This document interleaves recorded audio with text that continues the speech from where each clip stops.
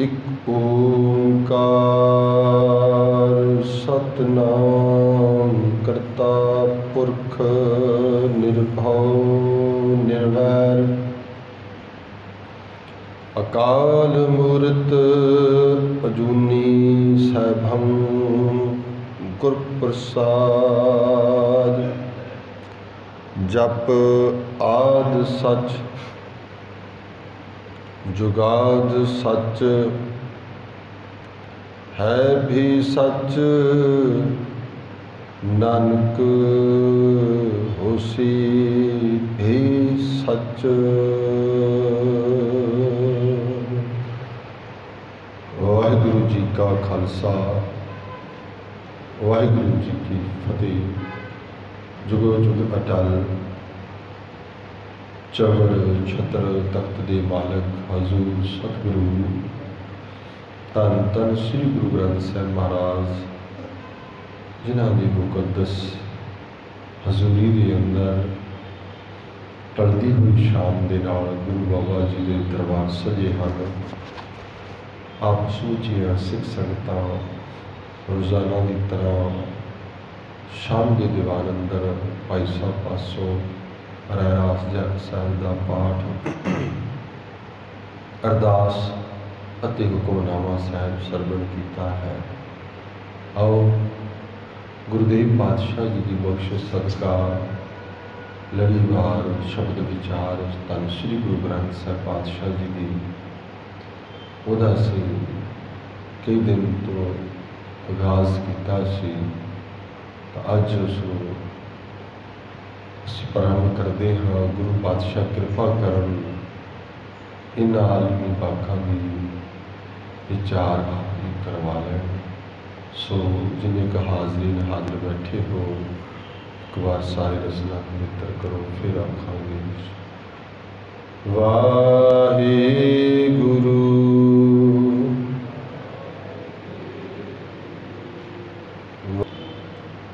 सहब सतगुरु श्री गुरु नानक देव पातशाह जी जिन्हों की बाणी प्रमुखता के आधार से जपजी साहब पढ़ते हाँ विचारते हाँ सुनते हाँ गाते हाँ। जपजी साहब बच्चे बच्चे की रसना ते है। जपजी साहब की बाणी सुखैण है साढ़े नितनेम विच है। आम संगति रूप में असीं पढ़ते सुनते हाँ। सहज पाठ आरंभ होंदा अखंड पाठ साहब आरंभ होंदा तो जपजी साहब की बाणी शुरुआत में है। सतगुरु ने भावे बाणी कदों रची ते कित्थे रची ये बारे वखरा वखरा विद्वाना भी राय है। पर आपां तां बाणी की विचारधारा च जाना है। समुचे गुरु ग्रंथ साहिब की जिहड़ी बाणी का मंगलाचरण है वो जपजी साहिब है और जपजी साहिब का मंगलाचरण वो मूल मंत्र है।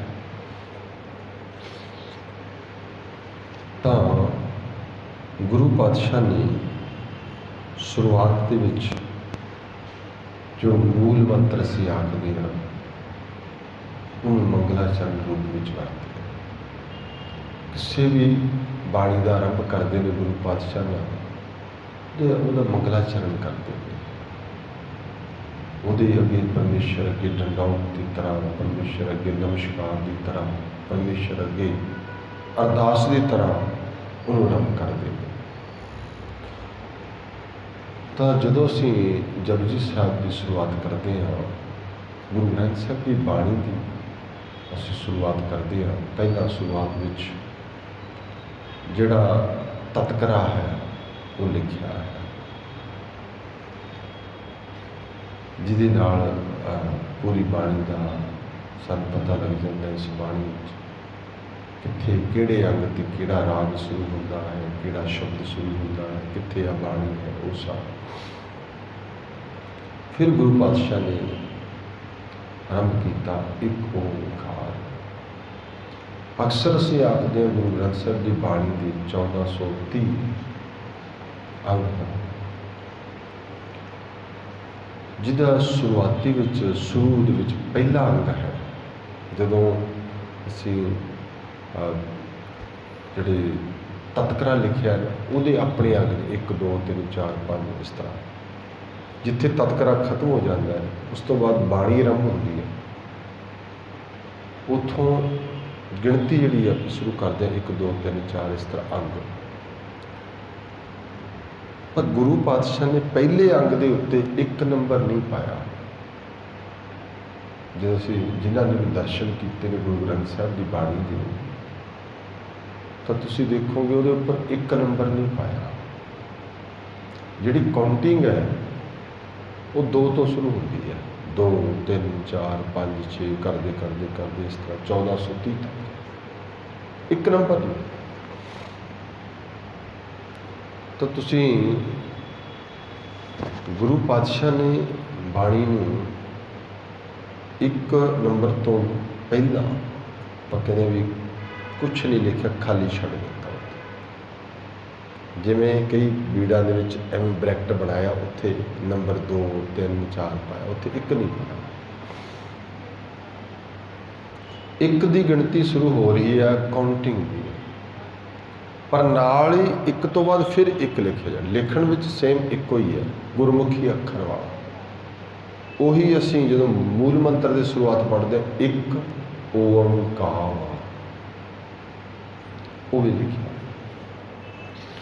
हुण गुरु पातशाह ने इत्थे 1 ओंकार लिखा, उपर जिहड़ा है उत्थे गिणती वाला 1 2 3 जिहड़े मैं बोल रहा ये अखर विच शब्द विच आ रहा बोलण च, दिहोड़ा 2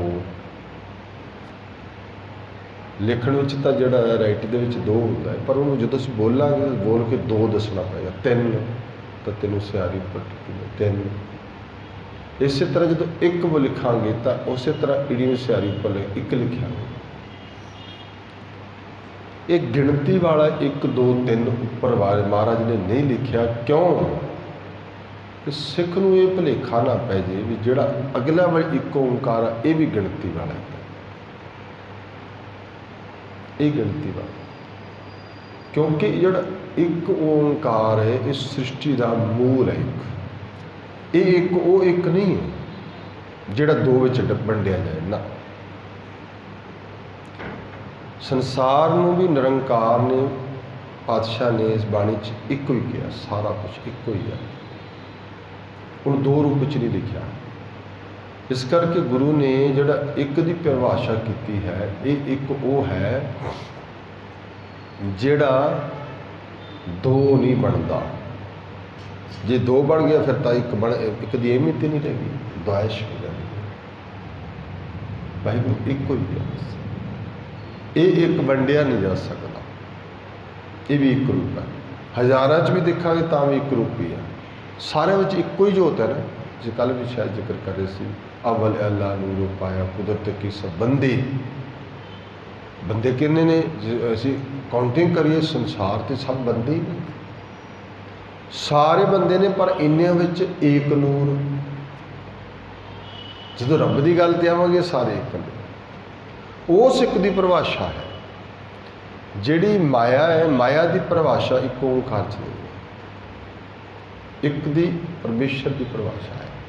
तो गुरु ग्रंथ साहिब का सब तो पहला अखर 1 है। ये वो 1 है जिसका दूजा कोई नहीं। जे तुसी 1 लिख दिता तो अगला अखर तो फिर 2 आ जाएगा ना, 2 बन जाएगा। फिर अगे 3 है, वो भी जोड़ हो सकता। 1 ते 1 2, 2 ते 1 3, वह जोड़ हो गया। 1 का जोड़ की करोगे? 5 लिखना तुसी 4 ते 1 5 भी लिख सकते हो, 2 ते 3 5 भी लिख सकते हो, 1 ते 4 भी लिख सकते हो, वो जोड़ कर सकते हो। 2 लिखना है, 2 1 + 1 2 हो जाएगा। पर 1 का जोड़ किमें करोगे? तुम यह थोड़ी कहोगे अद्धा अद्धा जो 1 बनता है, अद्धा तो कोई भी, वो तो टुटते ही नहीं। एक वो है। जे तुसी इस तो थले जाके कहने वो 0 है। ਜਾਂ ਤਾਂ ਇੱਕ ਹੈ ਜਾਂ ਜ਼ੀਰੋ, ਬਸ ਜਾਂ ਤਾਂ ਕੁਝ ਵੀ ਨਹੀਂ ਹੈਗਾ ਤੇ ਜਾਂ ਫਿਰ ਇੱਕ। ਦੋ ਦੀ ਗਿਣਤੀ ਨਹੀਂ ਮਹਾਰਾਜ। ਇਸ ਕਰਕੇ ਸਾਹਿਬ ਨੇ ਗੁਰੂ ਗ੍ਰੰਥ ਸਾਹਿਬ ਦੀ ਬਾਣੀ ਦੀ ਜਦੋਂ ਸ਼ੁਰੂਆਤ ਕੀਤੀ, ਦੇਖੋ ਕਿੱਡੀ ਜ਼ਿਆਦਾ ਮਤਲਬ ਡੀਪਲੀ ਗੁਰੂ ਪਾਤਸ਼ਾਹ ਜੀ ਲਿਖ ਰਹੇ ਨੇ। ਮੈਨੂੰ ਹੈਰਾਨ ਵੀ ਕਾਫੀ ਸਮਾਂ ਤਾਂ ਮੈਂ ਵੀ ਨਹੀਂ ਕਿਹਾ ਇੰਨੇ ਪਾਠ ਕੀਤੇ, ਸਹਿਜ ਪਾਠ ਕੀਤੇ, ਧਿਆਨ ਹੀ ਨਹੀਂ ਮਾਰਿਆ। ਤੁਹਾਡੇ ਤੋਂ ਕਿਸੇ ਨੇ ਦਰਸ਼ਨ ਕੀਤੇ ਹੋਣ, ਜਪਜੀ ਸਾਹਿਬ ਅਸੀਂ ਗੁੜਕਾ ਸਾਹਿਬ 'ਤੇ ਕਰਦੇ ਹਾਂ, ਉੱਪਰ ਲਿਖਿਆ ਹੁੰਦਾ 1 ਨੰਬਰ। ਪਰ ਜਦੋਂ ਤੁਸੀਂ ਗੁਰੂ ਗ੍ਰੰਥ ਸਾਹਿਬ 'ਤੇ ਦੇਖੋਗੇ, ਦਰਸ਼ਨ ਕਰੋਗੇ, ਜਿੱਥੇ ਇੱਕ ਓਂਕਾਰ ਆ ਉਹਦੇ ਉੱਪਰ ਉੱਥੇ ਇੱਕ ਲਿਖਿਆ ਹੀ ਨਹੀਂ, ਨੰਬਰ ਹੀ ਨਹੀਂ ਪਾਇਆ ਮਹਾਰਾਜ ਨੇ। ਤਾਂ ਕੋਈ ਨਾ ਕੋਈ ਤਾਂ ਭੇਦ ਹੀ ਹੋਏਗਾ ਨਾ। ਆਦਿ ਬੀੜ ਦੇ ਵਿੱਚ ਜਿਹੜੀ ਕਰਤਾਰਪੁਰ ਵਾਲੀ ਬੀੜ ਆ ਉਹਦੇ ਵਿੱਚ ਨਹੀਂ ਪਾਇਆ। 10ਵੇਂ ਪਾਤਸ਼ਾਹ ਨੇ ਦਮਦਮਾ ਸਾਹਿਬ ਵਾਲੀ ਬੀੜ ਆ ਉੱਤੇ ਵੀ ਨਹੀਂ ਲਿਖਿਆ ਇੱਕ। ਗਿਣਤੀ 2 ਤੋਂ ਸ਼ੁਰੂ ਕੀਤੀ ਹੈ। ਔਰ ਦੂਜਾ ਪਰ ਇੱਕ ਅਰਥ ਇਹ ਵੀ ਕਰ ਸਕਦਾ, ਸੰਸਾਰ ਦੀ ਗਿਣਤੀ 'ਚ ਸੰਸਾਰ ਆ ਸਕਦਾ ਹੈ, ਉਹਦੀ ਗਿਣਤੀ 2 ਹੋ ਸਕਦੀ ਹੈ। ਨਿਰੰਕਾਰ ਇੱਕ, ਉਹਦੀ ਗਿਣਤੀ ਨਹੀਂ ਹੋ ਸਕਦੀ। ਉਹ ਤਾਂ ਕੀ ਆ? ਉਹ ਤਾਂ ਅਗਣਤ ਹੈ। ਉਹ ਕੀ ਹੈ? ਉਹ ਅਪੰਜ ਹੈ, ਉਹ ਅਲੇਖ ਹੈ, ਲਿਖਣ 'ਚ ਨਹੀਂ ਆਉਂਦਾ। ਜਾਪ ਸਾਹਿਬ ਪੂਰਾ ਪੜ੍ਹ ਲਓ, ਉਹਦੀ ਇਹੀ ਵਿਆਖਿਆ। ਅਜੂਨੀ ਹੈ, ਉਹ ਅਗੰਜ ਹੈ, ਅਪੰਜ ਹੈ, ਅਲੇਖ ਹੈ, ਅਭੇਕ ਹੈ, ਅਨਾਮ ਹੈ, ਅਕਾਮ ਹੈ, ਅਡਾ ਹੈ, ਅਕਾਹ ਹੈ, ਉਹਦਾ ਕੋਈ। ਤੇ ਜੇ ਤੁਸੀਂ ਇਹ ਸਾਰੀ ਵਿਆਖਿਆ ਕਰੋਗੇ ਤਾਂ ਫਿਰ ਉਹਦਾ ਮਤਲਬ ਕੀ ਹੈ? ਜੇ ਕੁਛ ਵੀ ਇਹਨੂੰ ਕੱਟਿਆ ਨਹੀਂ ਜਾ ਸਕਦਾ, ਤੋੜਿਆ ਹੀ ਨਹੀਂ ਜਾ ਸਕਦਾ, ਫਿਰ ਇੱਕੋ ਹੀ ਰਹਿੰਦਾ ਹੈ। ਤਾਂ ਇੱਕ ਦੀ ਜੇ ਮੈਂ ਬੇਨਤੀ ਕਰ ਰਿਹਾ ਸੀ, ਜਿਹੜੀ ਇਸ ਵਾਰ ਲੜੀਵਾਰ ਦੀ ਮੈਂ ਕੋਸ਼ਿਸ਼ ਕਰਾਂਗਾ ਵੀ ਇਹਦੇ 'ਚ ਜ਼ਿਆਦਾ ਲਮਕਾ ਨਾ ਹੋਵੇ। ਸਿਰਫ ਮੈਂ ਇਹਦੇ 'ਤੇ ਤਾਂ ਥੋੜ੍ਹਾ ਜ਼ੋਰ ਦਿਆ ਵੀ ਗੁਰੂ ਪਾਤਸ਼ਾਹ ਨੇ ਪੂਰਾ ਗੁਰੂ ਗ੍ਰੰਥ ਸਾਹਿਬ ਇੱਕ ਨੂੰ ਸਮਝਾਉਣ ਵਾਸਤੇ ਹੈ। ਬੰਦਿਆ ਬਾਣੀ ਪੜ੍ਹ ਤੂੰ ਇੱਕ ਹੋ, ਬੰਦਿਆ ਨਿਰੰਕਾਰ ਦੀ ਬਾਣੀ ਨੂੰ ਸੁਣ ਤੂੰ ਇਕਾਗਰ ਹੋ, ਇੱਕ ਹੋ। ਤੂੰ ਬਾਣੀ ਨਿਰੰਕਾਰ ਦੀ ਸੁਣ, ਇਹਦੇ ਇੱਕ ਨਾਲ ਇੱਕਮਿਕ ਹੋ। ਤੈਨੂੰ ਦੇਖਣਾ ਵੀ ਇੱਕ ਲੱਗ ਜੇ, ਸੰਸਾਰ 'ਚ ਦੁਵੈਸ਼ ਨਾ ਦਿਸੇ, ਦੂਜਾ ਕੋਈ ਦਿਸੇ ਹੀ ਨਾ। ਜੋ ਦੂਜਾ ਦਿਖਦਾ ਹੈ ਦੂਜਾ ਪਰਾਇਆ। ਤੁਧ ਬਿਨ ਦੂਜਾ ਨਾਹੀ ਕੋਈ, ਇਹਦਾ ਮਤਲਬ ਤੇਰੇ ਤੋਂ ਬਿਨਾਂ ਦੂਜਾ ਹੈ ਹੀ ਨਹੀਂ। ਦੂਜਾ ਮੀਨਸ 2 ਸੈਕੰਡ। ਜਿਨ੍ਹਾਂ ਨੇ ਨਿਰੰਕਾਰ ਦੇ ਇੱਕ ਓਂਕਾਰ ਨੂੰ ਸਮਝਿਆ, ਉਹ ਕਹਿੰਦੇ ਦੂਜਾ ਹੈ ਹੀ ਨਹੀਂ। ਇਹਦੀ ਵਿਆਖਿਆ ਕੀ ਹੈ? ਤੁਧ ਬਿਨ ਦੂਜਾ ਨਾਹੀ ਕੋਏ, ਤੂੰ ਕਰਤਾਰ। ਤੂੰ ਕਰਤਾਰ ਹੈ, ਤੂੰ ਕ੍ਰੀਏਟਰ ਹੈ, ਤੂੰ ਬਣਾ ਸਕਦਾ ਸੰਸਾਰ ਨੂੰ, ਪਰ ਤੇਰੇ ਤੋਂ ਬਿਨਾਂ ਕੋਈ ਹੋਰ ਨਹੀਂ ਹੈਗਾ। ਤੂੰ ਕਰਤਾਰ ਕਰੇ ਸੋਏ, ਤੇਰਾ ਜੋਰ ਤੇਰੀ ਮਨ ਤੇ ਸਭ ਕੁਛ ਤੇਰਾ ਹੀ। ਤਾਂ ਗੁਰੂ ਪਾਤਸ਼ਾਹ ਜੀ ਇੱਕ ਨੂੰ ਪੂਰੇ ਗੁਰੂ ਗ੍ਰੰਥ ਸਾਹਿਬ ਦੀ ਬਾਣੀ ਵਿੱਚ ਸਮਝਾਇਆ। ਜਿਨ੍ਹਾਂ ਦੇ ਹਿਰਦੇ ਵਿੱਚ ਇੱਕ ਟਿਕ ਜਾਏਗਾ, ਜਿਨ੍ਹਾਂ ਦੀ ਨਜ਼ਰ ਦੇ ਵਿੱਚ ਇੱਕ ਹੋ ਜਾਏਗਾ, ਜਿਨ੍ਹਾਂ ਦੇ ਹਿਰਦੇ ਵਿੱਚ ਇੱਕ ਹੋ ਜਾਏਗਾ, ਜਿਹੜਾ ਸੰਸਾਰ ਵਿੱਚ ਇੱਕ ਨੂੰ ਵੇਖੇਗਾ, ਉਹੀ ਇੱਕ ਦਾ ਰੂਪ ਹੋ ਸਕਦਾ ਹੈ। ਹੁਣ ਸੌਖੀ ਜਿਹੀ ਗੱਲ ਕਹਿ ਦੇਵਾਂ, ਅਗਰ ਇੱਕ ਨੂੰ ਮਿਲਣਾ ਹੈ ਤਾਂ ਇੱਕ ਵਰਗਾ ਬਣਨਾ ਪਏਗਾ। ਹੁਣ ਵਿਆਖਿਆ ਓਅੰਕਾਰ ਦੀ ਹੈ। ਓਅੰਕਾਰ ਕੀ ਹੈ? ਓਅੰਕਾਰ ਸਭ ਸਾਰਾ ਹੈ। ਕਾਰ ਇੱਕ ਰਸ ਵਿਆਪਕ। ਵਾਹਿਗੁਰੂ ਇੱਕ ਹੈ। ਕਈ ਵਾਰੀ ਇੱਕ ਮਕਾਰ ਕਹਿੰਦੇ ਨੇ, ਕਈ ਇਹਦੀ ਪ੍ਰਨਾਂਸੀਏਸ਼ਨ ਹੈ ਨਾ, ਕਦੇ ਮੈਂ ਨਾ ਪੜ੍ਹਿਆ ਕਰੋ, ਮਾਫੀ ਚਾਹਾਂਗਾ।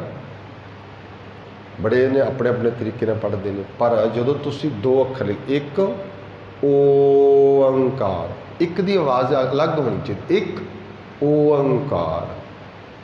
ਕਿਉਂਕਿ ਇੱਕ ਜੇ ਤੁਸੀਂ ਇੱਕ ਮਕਾਰ ਕਹਤਾ, ਏਕ ਮਕਾਰ ਕਹਤਾ, ਈੜੀ ਲਮ ਏਕ ਉੱਤੇ ਟਿੱਪੀ ਕੱਕਾ, ਏਕ ਮਕਾਰ, ਉਹ ਹੋਰ ਨਹੀਂ, ਉਹਨਾਂ ਦੇ ਅਰਥ ਵੀ ਹੋਰ ਹੋਣਗੇ। ਓਅੰਕਾਰ ਉਹਦਾ ਵੀ ਅਰਥ ਹੋਰ ਹੈ, ਏਕ ਓਂਕਾਰ ਉਹਦਾ ਵੀ ਹੋਰ ਹੈ। ਪਰ ਗੁਰੂ ਪਾਤਸ਼ਾਹ ਨੇ, ਧੰਨ ਗੁਰੂ ਨਾਨਕ ਪਾਤਸ਼ਾਹ ਨੇ ਸਿੱਧਾਂ ਨਾਲ ਵਿਚਾਰ ਹੋਈ, ਮੌਲਵੀਆਂ ਨਾਲ ਹੋਈ, ਕਾਜ਼ੀਆਂ ਨਾਲ ਹੋਈ, ਉਹਨਾਂ ਨਾਲ ਵੀ ਸਵਾਲ ਕੀਤਾ ਸੀ। ਤੁਸੀਂ ਕਹਿੰਦੇ ਰੱਬ ਇੱਕ, ਮਹਾਰਾਜ ਕਹਿੰਦੇ ਰੱਬ ਇੱਕ ਹੀ ਹੈ। ਉਹ ਇੱਕ ਹੈ, ਉਹ ਤੋਂ ਬਿਨਾਂ ਕੋਈ ਹੈ ਹੀ ਨਹੀਂ। ਵੀ ਵੱਖਰੀ ਗੱਲ ਹੈ ਤੁਸੀਂ ਉਹਨੂੰ ਅੱਲਾਹ ਕਹਿੰਦੇ ਹੋ, ਅਸੀਂ ਰਾਮ ਕਹਿੰਦੇ, ਕੋਈ ਰਹੀਮ ਕਹਿੰਦਾ, ਵੱਖਰੀ ਗੱਲ ਹੈ, ਉਹ ਇੱਕੋ ਹੀ ਹੈ, ਉਹ ਤੋਂ ਬਿਨਾਂ ਨਹੀਂ। ਕਾਜ਼ੀ ਕਹਿੰਦਾ ਵੀ ਮੈਂ ਨਹੀਂ ਮੰਨ ਸਕਦਾ, ਮੌਲਵੀ ਕਹਿੰਦਾ ਨਹੀਂ ਮੈਂ ਨਹੀਂ ਮੰਨ ਸਕਦਾ। ਲੇਖ ਕਿਵੇਂ? ਅੱਲਾਹ ਤਾਂ ਇੱਥੇ ਹੀ ਹੈ, ਅੱਲਾਹ ਤਾਂ ਇੱਥੇ ਮਕਬਰੇ 'ਚ ਹੀ ਰਹਿੰਦਾ ਹੈ, ਇਹ ਅੱਲਾਹ ਦਾ ਘਰ ਹੈ। ਮਹਾਰਾਜ ਕਹਿੰਦੇ ਬਿਲਕੁਲ ਸਹੀ ਗੱਲ। ਉਹਨੇ कुछ मोती भेंट किए बाबे नानक नूं भी तुसीं सत्कार विच, ते महाराज कहंदे भी ये की, कहंदे मोती ने, कहंदे गिण तां सही किन्ने कने, गिण 1 2 3 4 गिणे लगदे, ते जदों 4 5 ते आया करे महाराज कहंदे नहीं नहीं तू रॉन्ग है, गलत है, तू गलत कर दिता, दोबारे गिण, वो फिर लगे 1 2 3 4, फिर जो 7 तक पहुँच महाराज नहीं नहीं फिर गलत हो गया, वो हले हद हो गई, मैं गिण रहा सही गिण रहा, पर तुसीं मैं ये तो दसो मैं गलत कित्थे है। महाराज कहते दोबारे गिण, फिर कहता 1 मारे के इत्थे रुक जा, इस तो पिछे भी गिणना की है, कहते इस तो पिछे तो कुछ भी नहीं होंदा, जीरो होंदी है, तो महाराज कहते जब सारा कुछ जीरो है तो उदों पहला फिर गिणती कित्थों शुरू होंदी है, कहते 1, फिर 2 की गल ही नहीं ना कर। अलिफ पढ़ाया बाबा फरीद साहब ने, अलिफ लिख, बाबा फरीद ने अलिफ लिख लिया, तो कहता बे लिख, बाबा फरीद साहब कहते पहले ये दस भी अलिफ की होंदा है, वो कहते अलिफ होंदा है एक, वो अदम अलिफ पहला प्रथम, वो कौन है, अल्लाह है, कहते जब फिर अल्लाह है पहला ही है, फिर दूजा काहनूं पढ़ाउणा मैनूं, अब बे ते काहनूं कराउणा, दूजे च पाउणा, मैं तो एक दी गल करना, वो एक है जिन्हां ने एक ओंकार एक सिर्फ एक देखा है, भावें बाबा फरीद ने, भावें बाबा कबीर साहब ने, भावें बाबा रविदास जी ने, भावें बाबा नानक ने, वो एको ही नहीं सब, उन्हों का उपदेश भी एक नाल ही जोड़ रहा सानूं। हुण जे सिख एक नहीं बनेगा, एक नहीं होएगा, तो फिर वो एक ओंकार तो गाह लंघ ही नहीं सकता, उसकी यात्रा ही नहीं सफल होगी।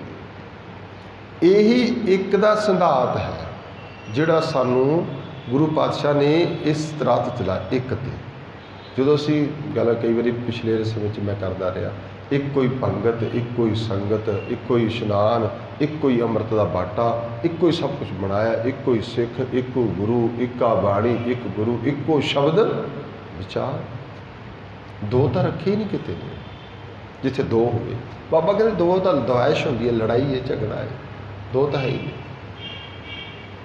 इसलिए बाबे ने एक बनाना शुरू किया, तेरी नज़र में भी एक दिसे, यही सी। मौलवी कहना भी तू मैं दसो तो सी गलत कि महाराज कहते इतों जीरो, एक है जोड़ा ये एक है, एक ही है, ये दूजा नहीं होगा, इस करके असीं एक लाया, वो कहते दूसरे जीरो, महाराज कहते जीरो की करेगा, जीरो है कुछ भी नहीं, धुंधू खारा है सब कुछ, अरब दिन अरब धुंधू खारा, इन शून्य कह लो, जीरो कह लो, एक ही है, या तो कुछ है ही नहीं, या फिर एक है। हुण जिन्हां ने संसार विच एक वाहिगुरू नूं देखना, एक नाल जुड़ना, एक तक पहुँच जाणगे।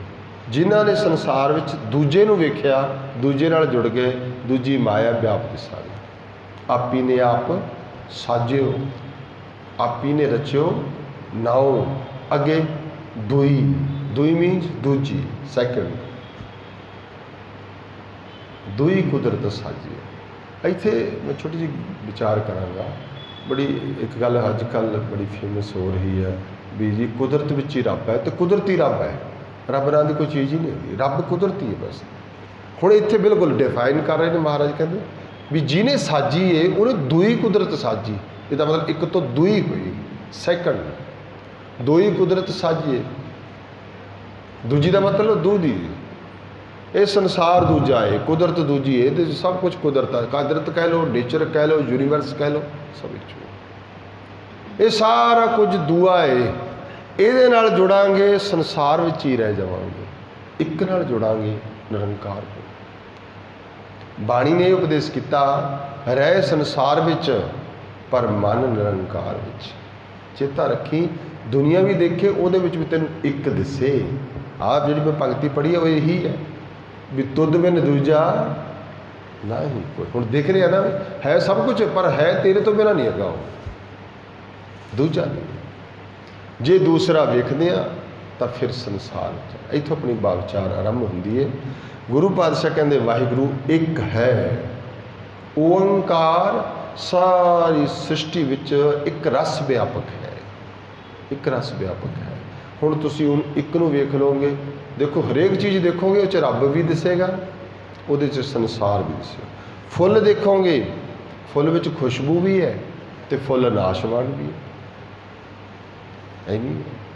सूरज की रोशनी भी है, सूरज विच तपश भी है, सूरज विच अगन भी है, तो सूरज का चानण भी है, प्रकाश भी है। जे सूरज ना हो तो कुछ भी नहीं। वो भावें सिंह रौला पाइए भी इन्नी गर्मी हो गई, एवें हो गया। सृष्टि में एवें रचिया गया ओंकार। हुण इत्थों गुरु पातशाह कहते हैं जिहड़ा एक है वही सत है, दूजा सत नहीं है, दूजा सत नहीं। एक ओंकार सतनाम, सत शब्द एक सच शब्द, ये दो आउणगे गुरु ग्रंथ ਸਾਹਿਬ। सस्सा तत्ते नूं सियारी सत, एक सस्सा चच्चा सच। आप दोनों एक सार नहीं लै सकते। सत ते सच च फर्क है। सत है जिहड़ी उहदी सता है, उहदी पावर है। वो हुण एक दी पावर काहदे च नाम विच है, जिहड़ा सतनाम है। वाहिगुरू एक है तो वह नाम भी सत है। हुण तुसीं ध्यान दिओ जी, इत्थे आके जिहड़े संसार के लोग नाम जपते हैं वो सतनाम कह लो, नाम जपते हैं। एक जानना है, एक दी विचारधारा से जाना पेगा। नाम जपते हैं सतनाम तो जाओगे, सो दा रब का नाम है। इस नाम के जरिए भी एक तक जाया जा सकता है, उहदी कुदरत विचों भी एक तक जाया जा सकता है, वो सतनाम है। तो इस करके कहते दुनिया नूं दुनिया ने नहीं बनाया, दुनिया नूं किहने बनाया? करता पुरख। वो करता पुरख है, करता क्रिएट करने वाला, बनाउण वाला। तो जे वो बनाउण वाला है तो फिर उन्होंने किसी ने नहीं बनाया। इत्थे गल क्लीयर हो जाती है, क्योंकि जे करता ना होवे फिर किरत होया। फिर महाराज ने इत्थे किरत लिख देना सी। किरत का मतलब बनाई हुई चीज़। वाहिगुरू करता है, वो किरत नहीं हैगा। किरत तो सारे असीं वो सृष्टि च, वो करता है, वो पुरख रूप है। इत्थे ध्यान दिओ, पुरख रूप किवें किया? क्योंकि बाकी सब माया है। माया ना आपां ये नहीं कहते जी देखो जी माया ने जिहड़ी माया है वो स्त्रीलिंग शब्द वरतांगे जिहड़ी माया, उन्होंने इस तरह नहीं कहा जा सकता जिवें करता परमेश्वर है, उन्होंने आपां थोड़ी कह सकते भी माया परमेश्वर नहीं। इस करके वो पुरख है, ये माया की है, ये स्त्री रूप है। करता इनू बनाने वाला वो पुरख है परमेश्वर, माया नहीं है। माया संसार है। तो गुरु पातशाह कहते अगे करता पुरख है, निर्भव है। निर्भव वह किसी तो डरदा नहीं। जिन निर्भव, जिन हर निर्भव ध्याया जी, तिनका भाव सब गवासी। हुणी पढ़िए रहरास। वो निर्भव है, जे असीं निर्भव नूं जपांगे असीं भी निर्भव हो जाना। हुण ध्यान दे, जिहड़ा एक नूं जपदा है वो निर्भव हो सकता है। जिहड़ा सृष्टि दे विचों देख रहा है सब कुछ वो निर्भव नहीं हो सकता, एक नूं जपण वाला हो सकता। निर्भव जपे सगल भाव मिटे। सगल भाव काहदे च ने? सृष्टि च ने, एक च नहीं हैगा। एक च किसी का डर नहीं, निर्भव है। अगे है निर्वैर, ਉਹਦਾ वैर कोई नहीं किसी ना कोई वैरी नहीं मिला, ਉਹਦਾ वैर कोई नहीं। वो किसी ने वैर ही नहीं रखता, माड़े ना रखता नहीं। तो ਉਹਦੇ ਲਈ सब एक है। क्यों एक है? क्योंकि आप एक है। फिर ध्यान दिया जी, परमेश्वर बनाने वाला है, उन्हें आप चीज़ बनाई है, उन्हें पता भी मैं बनाया। जे उन्हें बनाया है, उन्हें संसार में एक भी जिहड़ी भी चीज़ पैदा इत्थे हुई है संसार में, ये सब उत्थों ही आई है। वासना उत्थों आई है, क्रोध उत्थों आया, सब कुछ उत्थों पैदा होया, क्योंकि उहदे तो बिना कुछ पैदा ही नहीं होया। तो जिहड़ा कुछ उन्हें पाया है, पंच धातु आप पाइया ने, काम क्रोध लोभ मोह हंकार उन्हें आप पाए ने, विच आप भी बैठा है, सत संतोख भी उसे ने पाया है। फिर वो किवें कह सकदा भी यू आर रॉन्ग, गलत। तुसीं कोई चीज़ बनाओ तो तुसीं कहो भी ये गलत आ लगो, भी तैं बनाई है, तेनों नहीं पता लगे भी गलत हो गई है। तो जिहदी जिहड़ी चीज़ गलत है तुहाडा वैर होएगा। बाबा जी कहते नहीं, निर्वैर है, ਉਹਦਾ किसी नाल वैर नहीं है। तो जिहड़ा जपेगा एक ओंकार नूं, ਉਹਦਾ भी कोई वैरी नहीं होएगा। जे ਉਹਦਾ वैरी है वो अजे एक नहीं होया, दो ने। यही ध्यान देना, ये रब का गुण है। वो कहते ना को वैरी ना ही बेगाना। इसका मतलब की है? हुण है ही नहीं कोई, सब ਉਹੀ ਤਾਂ ਹੈ। ਸਗਲ ਸੰਗ ਹਮਕੋ ਬਣਿਆ ਹੀ, ਸਭ ਨਾਲ ਸਾਡੀ ਬਣ ਗਈ। ਇਹਦਾ ਮਤਲਬ ਹੈ ਇੱਕ ਨਾਲ ਜੁੜ ਗਿਆ। ਹੁਣ ਮੈਨੂੰ ਇੱਕ ਦਿਸਦਾ ਹੈ, ਨਾ ਬੈਰੀ ਦਿਸ ਰਿਹਾ, ਨਾ ਬੇਗਾਨਾ ਦਿਸ ਰਿਹਾ, ਨਾ ਚੰਗਾ ਦਿਸ ਰਿਹਾ, ਨਾ ਮਾੜਾ ਦਿਸ ਰਿਹਾ। ਜਦੋਂ ਵੀ ਦਿਸੂਗਾ ਆਪਦੇ ਅੰਦਰ ਦਿਸੂਗਾ ਵੀ ਹਮ ਨਹੀਂ ਚੰਗੇ।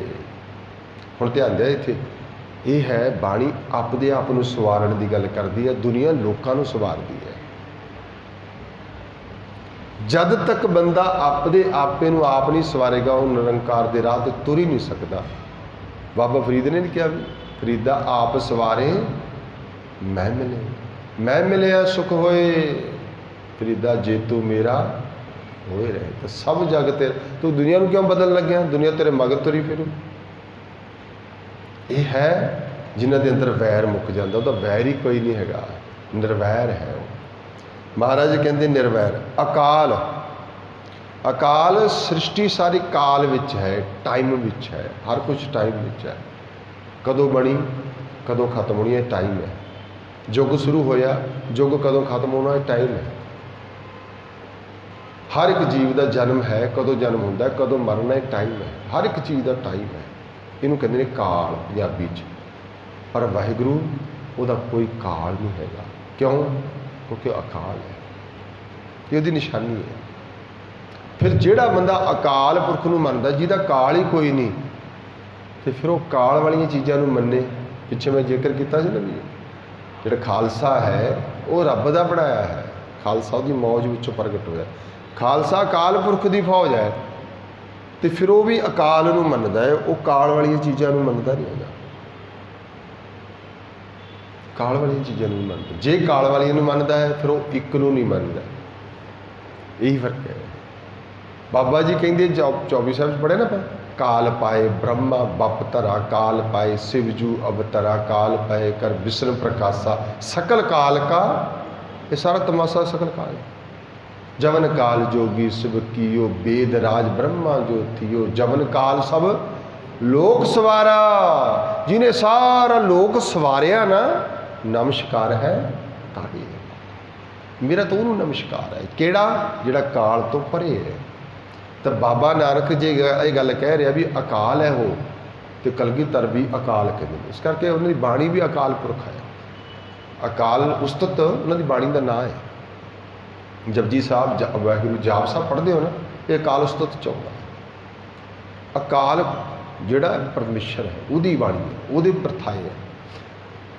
मूर्त, अकाल मूर्त शब्द इकट्ठा है ना। मूर्त, मूर्त कोई भी चीज़ की मूर्त घड़ी जाती है, मूर्त बनी हुई है। मान लो भी जे असीं पत्ता भी देखते, पत्ते का आकार बनया, एक मूर्त बनी है। मूर्त का मतलब एक नहीं भी मूर्ति कली होंगी भी असीं मिट्टी की मूर्ति बनाई, वही मूर्त ना।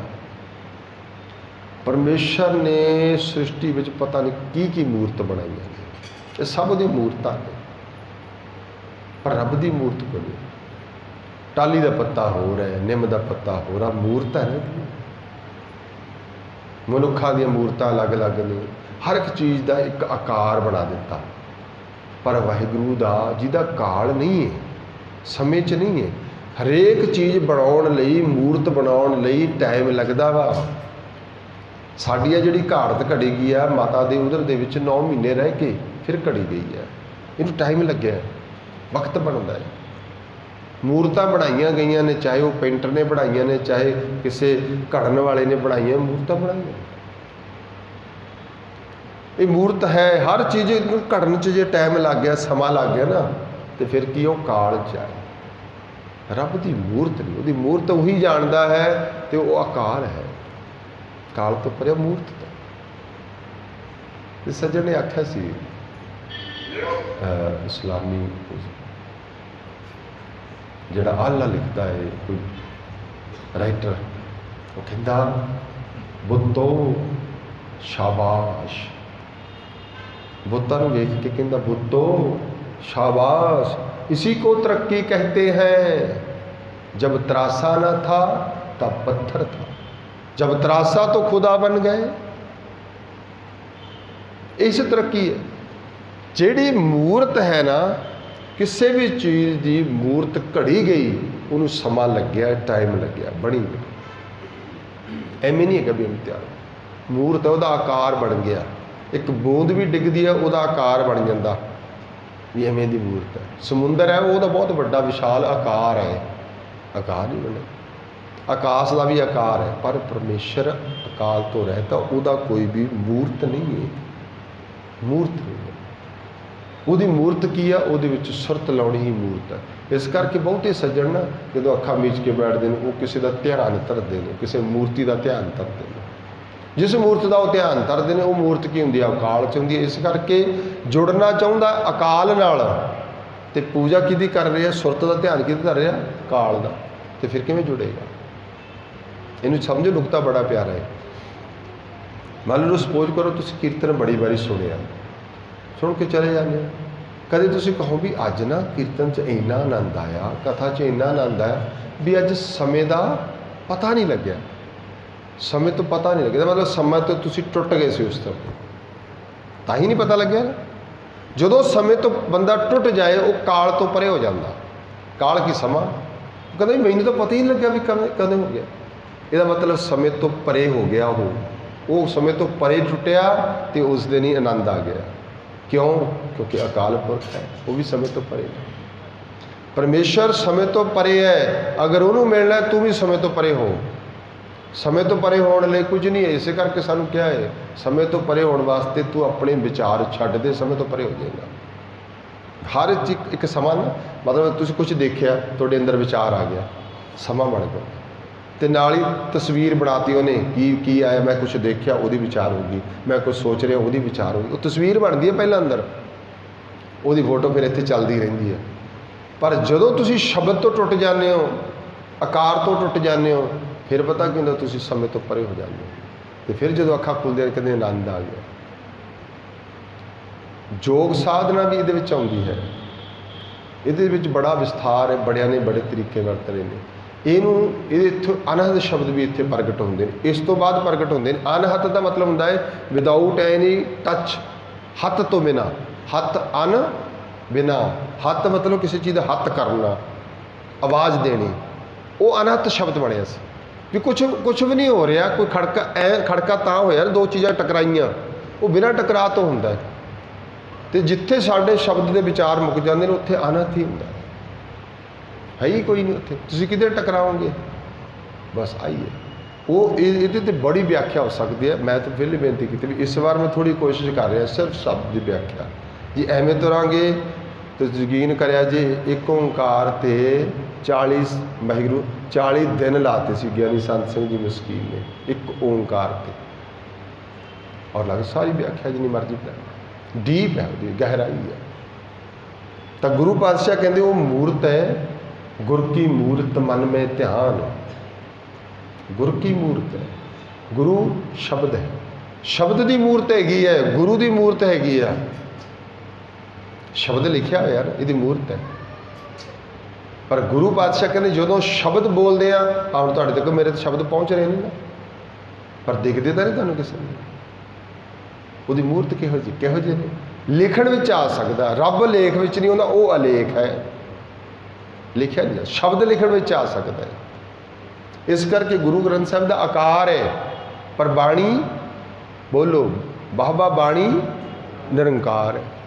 ਜਿਹੜਾ ਉੱਪਰ ਲਿਖਿਆ ਹੋਇਆ ਅੱਖਰ ਜਿਹੜਾ ਬੋਲਿਆ ਜਾ ਰਿਹਾ, ਉਹ ਨਿਰਾਕਾਰ ਹੈ। ਆਕਾਰ ਬਾਣੀ ਨਿਰਾਕਾਰ ਹੈ। ਬਾਣੀ ਜਦੋਂ ਇਹੀ ਬਾਣੀ ਕਿਸੇ ਪੇਪਰ ਤੇ ਆ ਜਾਂਦੀ ਹੈ, ਫਿਰ ਨਮਸਕਾਰ ਹੋਣ ਲੱਗ ਜਾਂਦੀ ਹੈ। ਜਦੋਂ ਇਹੀ ਬਾਣੀ ਕਿਸੇ ਦੇ ਹਿਰਦੇ ਤੇ ਆ ਜਾਂਦੀ ਹੈ, ਫਿਰ ਉਹਨੂੰ ਨਮਸਕਾਰ ਹੋਣ ਲੱਗ ਜਾਂਦੀ ਹੈ। ਬਾਣੀ ਨਿਰਾਕਾਰ ਹੈ, ਬਾਣੀ ਨਿਰਾਕਾਰ ਹੈ, ਉਹਦਾ ਕੋਈ ਆਕਾਰ ਨਹੀਂ ਹੈਗਾ। ਬੋਲ ਰਿਹਾ ਤੁਹਾਡੇ ਤੱਕ, ਕੋਈ ਦੱਸੋ ਵੀ ਆਕਾਰ ਹੈਗਾ? ਨਹੀਂ ਹੈ।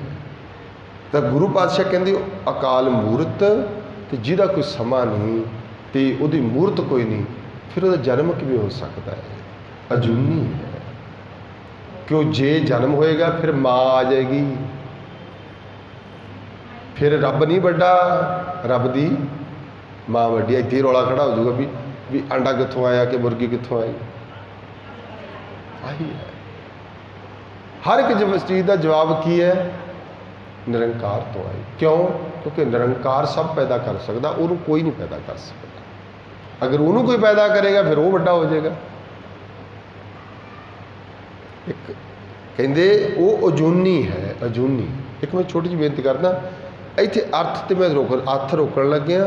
ਇੱਕ ਗਹਿਰਾ ਜਿਹਾ ਜਿਹੜੀ ਡੀਪਲੀ ਗੱਲ ਕਹਿ ਰਿਹਾ, ਕਿਸੇ ਸੱਜਣ ਨੇ ਲਿਖੀ ਸੀ, ਉਹ ਕਹਿੰਦਾ ਰੱਬ ਨੂੰ ਕੋਈ ਪੈਦਾ ਨਹੀਂ ਕਰ ਸਕਦਾ, ਉਹ ਅਜੂਨੀ ਹੈ ਬਿਲਕੁਲ, ਪਰ ਰੱਬ ਪੈਦਾ ਹੋ ਜਾਂਦਾ। ਕਿਵੇਂ ਪੈਦਾ ਹੁੰਦਾ? ਕਹਿੰਦੇ ਭਗਤਾਂ ਦੇ ਹਿਰਦੇ 'ਚ ਪੈਦਾ ਹੁੰਦਾ, ਪ੍ਰਗਟ ਹੋ ਗਿਆ, ਪੈਦਾ ਹੋ ਗਿਆ, ਉਜਾਗਰ ਹੋ ਗਿਆ। ਉਹ ਪੈਦਾ ਹੋਣਾ ਨਹੀਂ ਜਿਹੜਾ ਜਨਮ ਲੈਣਾ ਹੈ। ਆਕਾਰ 'ਚ ਨਹੀਂ ਪੈਦਾ ਹੁੰਦਾ, ਉਹ ਨਿਰਾਕਾਰ 'ਚ ਹੀ ਪੈਦਾ ਹੁੰਦਾ ਹੈ, ਪ੍ਰਗਟ ਹੋ ਗਿਆ। ਚਲੋ ਉਹਨੂੰ ਹੋਰ ਸਮਝ ਲਓ। ਹੁਣ ਤੁਸੀਂ ਸਾਰੇ ਬੈਠੇ ਹੋ, ਕਿਸੇ ਨੂੰ ਗੁੱਸਾ ਪੈਦਾ ਹੋਇਆ, ਕਿਸੇ ਅੰਦਰ ਪੈਦਾ ਹੋਇਆ ਮਤਲਬ ਉੱਠਿਆ, ਆ ਰਿਹਾ ਕਿਸੇ ਨੂੰ? ਨਹੀਂ ਆ ਰਿਹਾ। ਆਉਂਦਾ ਤਾਂ ਹੈਗਾ ਨਾ, ਇਹ ਨਹੀਂ ਪਤਾ ਜਾਂਦੀ ਜਾਂਦੀ ਆ ਜੇ ਕਿੱਥੋਂ ਆ ਜਾਏਗਾ, ਕਿੱਥੋਂ ਪੈਦਾ ਹੁੰਦਾ ਪਤਾ ਨਹੀਂ, ਕਿੱਥੋਂ ਕ੍ਰੋਧ ਪੈਦਾ ਹੁੰਦਾ। ਪੈਦਾ ਹੋਣ ਦਾ ਮਤਲਬ ਕੀ ਆ? ਜਨਮ ਲੈਣਾ। ਐਵੇਂ ਸਮਝ ਲਓ ਇਹਨੂੰ। ਰੱਬ ਵੀ ਉਸੇ ਰੂਪ ਵਿੱਚ, ਨਿਰਾਕਾਰ ਰੂਪ ਵਿੱਚ ਹੈ। ਗੁੱਸਾ ਕਿਤੇ ਪਕੜ 'ਚ ਥੋੜ੍ਹੀ ਆਉਂਦਾ ਵੀ ਲੈ ਵੀ ਇਹਨੂੰ ਗੁੱਸਾ ਆ ਗਿਆ, ਲੈ ਕੱਢ ਦਿਓ, ਇਹ 'ਚੋਂ ਫੜ ਕੇ ਕੱਢ ਦਿਓ, ਨਹੀਂ ਆਉਂਦਾ। ਇਹੀ ਹੈ। ਸਾਹਿਬ ਕਹਿੰਦੇ ਉਹ ਅਜੂਨੀ ਹੈ, ਉਹਦੀ ਮਾਂ ਪਿਓ ਕੋਈ ਨਹੀਂ, ਨਾ ਤਾਤੇ ਨਾ ਮਾਤੇ ਨਾ ਜਾਤੇ ਨਾ ਪਾਤੇ, ਹੈ ਹੀ ਮਾਂ ਪਿਓ। ਜੇ ਮਾਂ ਨਹੀਂ ਤੇ ਕੋਈ ਪਿਓ ਨਹੀਂ, ਫਿਰ ਉਹ ਤਾਂ ਹੈਗਾ ਵੀ ਤੂੰ ਸਭਨਾਂ ਦਾ ਮਾਤਾ ਪਿਤਾ ਤਾਂ ਹੈਗਾ, ਤੂੰ ਸਭਨਾਂ ਦਾ, ਪਰ ਉਹਦਾ ਮਾਤਾ ਪਿਤਾ ਕੋਈ ਨਹੀਂ ਹੈਗਾ। ਇਸ ਕਰਕੇ ਧਿਆਨ ਦਿਓ ਜੀ, ਰੱਬ ਇੱਕੋ ਹੀ ਹੈ।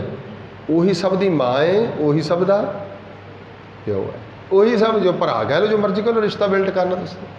ਤਾਂ ਹੀ ਤਾਂ ਗੁਰੂ ਅਰਜਨ ਪਾਤਸ਼ਾਹ ਕਹਿੰਦੇ ਨੇ, ਤੂੰ ਮੇਰਾ ਪਿਤਾ ਤੂੰ ਹੈ ਮੇਰਾ ਮਾਤਾ, ਤੂੰ ਮੇਰਾ ਪਿਤਾ ਤੂੰ ਹੈ ਮੇਰਾ ਮਾਤਾ,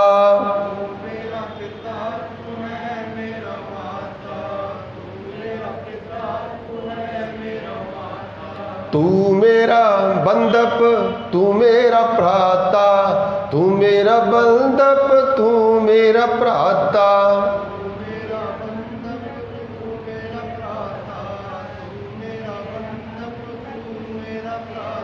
ਤੂੰ ਮੇਰਾ ਬੰਦਪ ਤੂੰ ਮੇਰਾ ਭਰਾਤਾ। ਜੇ ਤਾਂ ਤੁਸੀਂ ਰਿਸ਼ਤਿਆਂ ਨੂੰ ਦੇਖਣ ਲੱਗ ਗਏ, ਮਾਤਾ ਪਿਤਾ ਬੰਦਪ, ਫਿਰ ਤਾਂ ਰਿਸ਼ਤਿਆਂ 'ਚ ਉਲਝ ਜਾਓਗੇ। ਜੇ ਮੂਹਰੇ ਅੱਖਰ ਲਿਖਿਆ ਹੈ ਤੂੰ ਤੂੰ ਤੂੰ ਤੂੰ, ਫਿਰ ਕੌਣ ਹੈ? ਰੱਬ। ਤੂੰ ਹੈ ਮੇਰੀ ਮਾਂ, ਤੂੰ ਹੈ ਮੇਰਾ ਪਿਤਾ, ਹੈ ਇੱਕੋ ਹੀ ਹੈ। ਰਿਸ਼ਤੇ ਸਾਰੇ ਬਣਾਏ ਨੇ, ਕਿਉਂ? ਕਿਉਂਕਿ ਦੂਜਾ ਹੈ ਹੀ ਕੋਈ ਨਹੀਂ ਉਹ ਤੋਂ ਬਿਨਾਂ। ਐਵੇਂ ਹੈ। ਸਾਹਿਬ ਕਹਿੰਦੇ ਇਸ ਕਰਕੇ ਉਹ ਅਜੂਨੀ ਹੈ, ਉਹਨੂੰ ਕੋਈ ਜਨਮ ਨਹੀਂ ਦੇ ਰਿਹਾ। ਜੇ ਉਹਨੂੰ ਕਿਸੇ ਨੇ ਜਨਮ ਦਿੱਤਾ ਫਿਰ ਮਾਂ-ਬਾਪ ਬਣ ਜਾਣਗੇ। ਜੇ ਜਨਮ ਦਿੱਤਾਗਾ, ਜਨਮ ਲੈਣ ਲਈ ਸਮਾਂ ਲੱਗੇਗਾ, ਜਨਮ ਲੈਣ ਲਈ ਸਮਾਂ ਪਏਗਾ, ਤੇ ਸਮਾਂ ਪੈ ਗਿਆ ਅਕਾਲ 'ਚ ਆ ਜਾਏਗਾ, ਫਿਰ ਅਕਾਲ ਪੁਰਖ ਨਹੀਂ ਹੈਗਾ, ਉਹ ਅਜੂਨੀ ਹੈ। ਤੇ ਫਿਰ ਆਖਰ ਸਵਾਲ ਖੜਾ ਹੋ ਗਿਆ, ਫਿਰ ਜੇ ਅਜੂਨੀ ਹੈ ਫਿਰ ਉਹ ਕਿੱਥੋਂ ਆਇਆ? ਕਿੱਥੋਂ ਆਇਆ ਉਹ? ਫਿਰ ਮਹਾਰਾਜ ਕਹਿੰਦੇ ਉਹ ਆਇਆ ਸੈ ਭੰਗ। ਇਹ ਸੈ ਸ਼ਬਦ ਜਿਹੜਾ ਅਸੀਂ ਸੰਸਕ੍ਰਿਤ ਦੇ ਵਿੱਚ ਜਾਂ ਹਿੰਦੀ 'ਚ ਸਵੈਂ ਕਹਿੰਦੇ ਨੇ, ਮੈਂ ਸਵੈਂ ਕਰੂੰਗਾ, ਉਹ ਵਾਲਾ ਸਵੈਂ ਹੈ। ਪੰਜਾਬੀ 'ਚ ਸੈ ਭੰਗ, ਆਪਣੇ ਆਪ ਤੋਂ ਪੈਦਾ ਹੋਇਆ। ਆਪੀ ਨੇ ਆਪ ਸਾਜਿਓ, ਆਪੀ ਨੇ ਆਪ, ਆਪਣੇ ਆਪ ਨੂੰ ਆਪ ਹੀ ਸਾਜਿਆ, ਦੂਜੇ ਨੇ ਨਹੀਂ ਕਿਸੇ ਬਣਾਇਆ। ਆਪੀ ਨੇ ਆਪ ਸਾਜਿਓ, ਆਪੀ ਨੇ ਰਚਿਓ, ਫਿਰ ਨਾਮ ਵੀ ਆਪਣਾ ਰਚਿਓ।